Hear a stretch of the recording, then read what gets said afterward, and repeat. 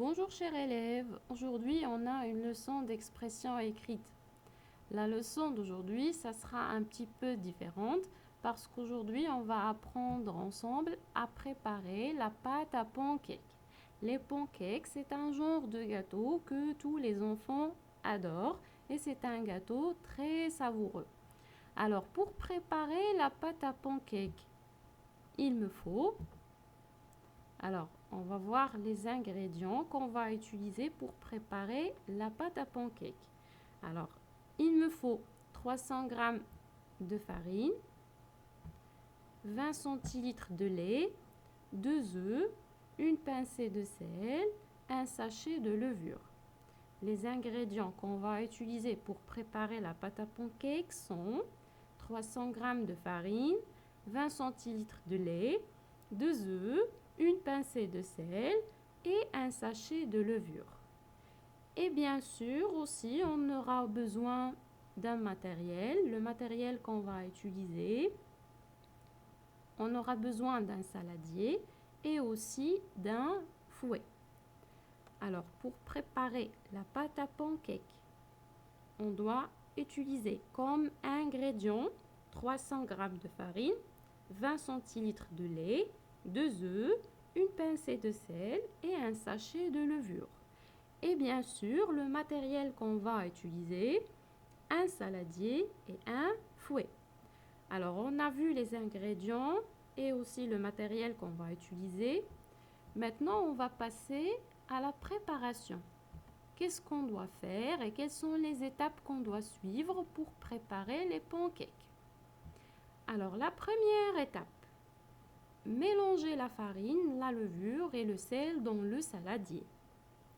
Dans la première étape, mélanger la farine, la levure et le sel dans le saladier.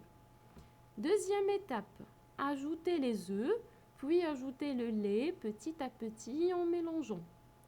Dans la deuxième étape, ajouter les œufs, puis ajouter le lait petit à petit en mélangeant. Troisième étape, laisser la pâte se reposer au moins 1 heure à 2 heures. Troisième étape, laisser la pâte se reposer au moins 1 heure à 2 heures. Quatrième étape, faire cuire dans une poêle. Quatrième étape, et ce sera la dernière, faire cuire dans une poêle. Alors, les étapes de préparation des pancakes sont 4. La première, mélanger la farine, la levure et le sel dans le saladier. La deuxième, ajouter les œufs, puis ajouter le lait petit à petit en mélangeant. La troisième, laisser la pâte se reposer au moins 1 heure à 2 heures. Et la quatrième, faire cuire dans une poêle. Et maintenant, on va voir la forme finale des pancakes. Les voilà, ce sont les pancakes. Vous pouvez aussi les décorer comme vous voulez. Alors, on a réussi à préparer les pancakes grâce à la recette qu'on a suivie. Alors, pour préparer n'importe quel plat et n'importe quel gâteau, on doit utiliser une recette. On doit suivre une recette. Alors aujourd'hui, on va apprendre ensemble à écrire une recette. Pour écrire une recette, on a 3 différentes parties. Pour écrire une recette, nous avons 3 différentes parties. La première partie, ou bien dans la première partie, on écrit les ingrédients.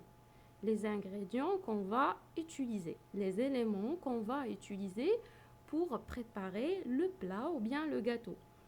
Alors, les ingrédients, comme aujourd'hui, les ingrédients qu'on a sont la farine, le lait, les œufs, le sel et la levure.